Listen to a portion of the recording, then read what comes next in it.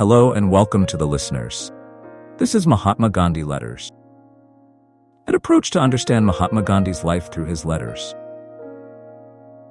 Continuing to episode 2, we already know many stories about Gandhi's childhood. Gandhi was committed to the principles of truth and nonviolence from childhood. Gandhiji, who was married off as a child, naturally had the weaknesses of a young man. An event took place in Gandhi's life that haunted him till the end, when his father was on his deathbed. At the time of Gandhi's father's death, Gandhi was spending time with his wife. Gandhi was very disturbed by this incident. As he states in his autobiography, this painful feeling haunted Gandhi till the end of his life. Later, Gandhi wrote letters on many occasions of student life, but his most important writings came when Gandhi went to England to study law. His diary in England is known as From the London Diary. Gandhi's London Diary details his experiences during his time in London from 1888 to 1891, when he was studying law. In the diary, he describes his feelings of loneliness and homesickness, challenges he faced as an Indian student, and his observations of British society. Gandhi wrote this diary when he was 19 years old, and his English was still under progress. Few lines from Gandhi's From the London Diary about his travel to London in a ship. 4th September, 1888, sea voyage. It was about 5 p.m. when the ship weighed anchor. I was very anxious about the voyage, but fortunately it agreed with me. Throughout the voyage, I was not at all seasick, and I had no vomiting. It was for the first time in my life that I sailed in a steamship. I enjoyed the voyage very much.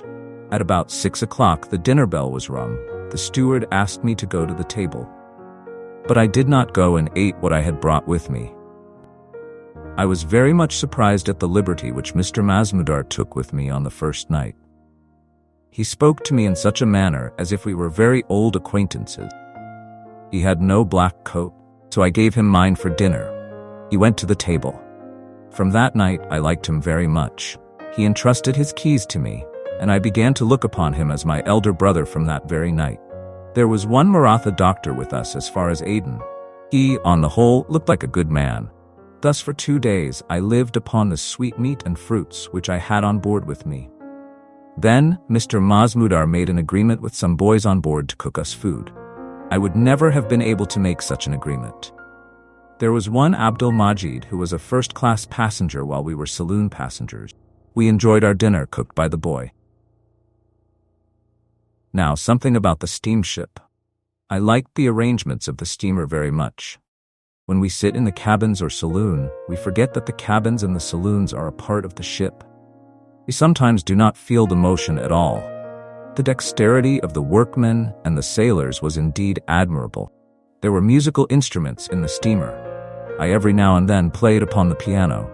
There were cards, chessboard, and draughts on the board. The European passengers always played some games at night.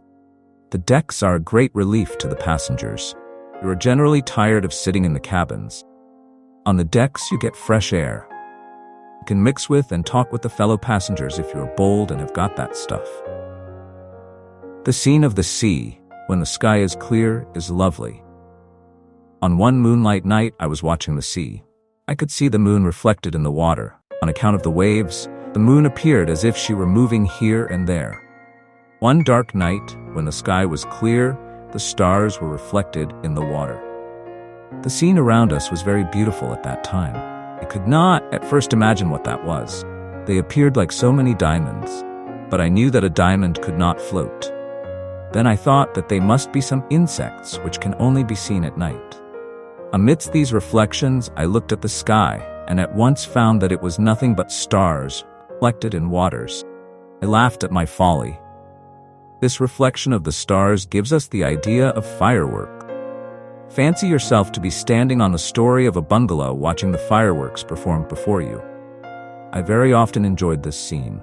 For some days I did not speak a word to the fellow passengers. I always got up at 8 a.m. in the morning, washed my teeth, then went to the WC and took my bath. The arrangement of the English water closets astonished a native passenger. We do not get their water and are obliged to use pieces of paper.